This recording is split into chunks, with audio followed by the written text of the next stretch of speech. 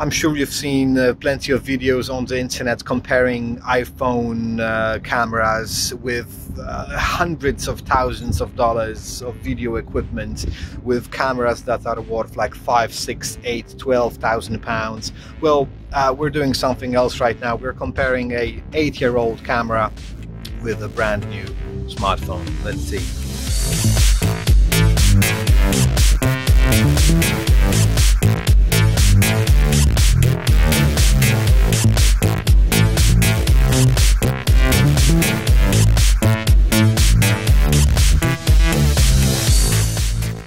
Color science on the iPhone is substantially different in comparison to the Panasonic.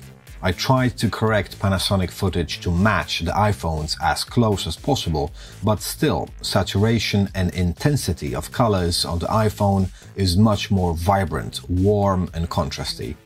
As both cameras are set to full auto, this first example uncovers some more clues. The staircase is out of focus on the lumix.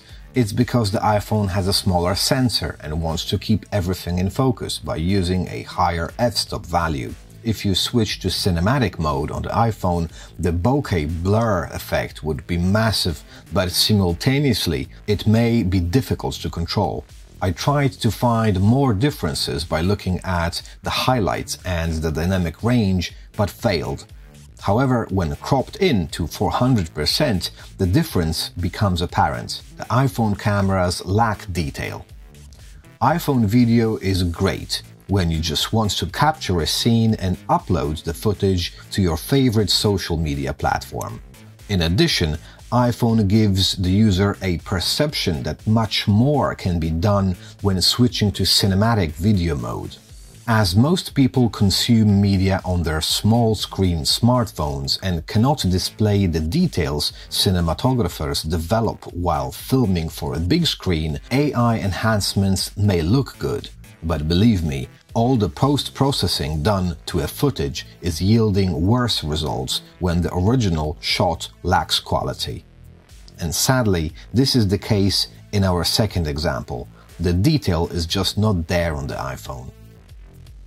Rolling shutter is obvious here, as the Panasonic struggles to keep the lines straight. iPhone is a clear winner here. This next shot looks good on the iPhone.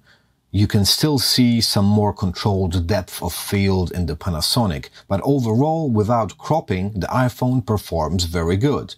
The difference is again apparent when we crop into the footage. If you pause the video and look closely, you can see over-sharpening. Okay, so let's talk dynamic range. This is where the iPhone shines. Or does it? At first glance, the iPhone video is brighter in the shadows. There is obviously some HDR software magic going on here. But it looks good. Both devices seem to have a similar dynamic range. I can't see any significant differences in details in the highlights. Video from the phone looks good, but the flaring is a bit distracting. Big shaky blob of flares can be seen in the middle of the footage, reacting to the sensor shift stabilization. You can see this on the Panasonic as well, but less. Panasonic somehow loses contrast, has muddy colors when pointing down on the red flower pot. But let's analyze this a bit further. Okay, iPhone has more contrast, a big flare in the middle. The sky has a more pronounced division between the blue sides and the sunlit center. But wait, what's this? The darn crop again! I anticipate comments below saying that I cannot compare a phone to a professional camera. Well, I'm not a pro, but an 8-year-old $300 camera, even when it was new, in my opinion, is not a professional camera. Why other iPhone videos compare it to camera setups worth $5,000, $12,000, $30,000 and they claim the video from the iPhone looks better? Okay, there's more noise in the shadows in the Panasonic, but at least there's more detail, so I can suppress the noise in post. In this next shot, you can see that the new iPhone is demolishing Panasonic's autofocus abilities. The iPhone uses some sort of magic focus pixel, which is probably a form of a face detect autofocus system. On the other hand, the Panasonic uses old contrast detect focusing system. On top of that, if you set the Panasonic to aperture priority, like I did in this example, the Panasonic can't make smooth transitions between dark scenes and bright ones. You can see the jumps in exposure when the camera adjusts to brightness.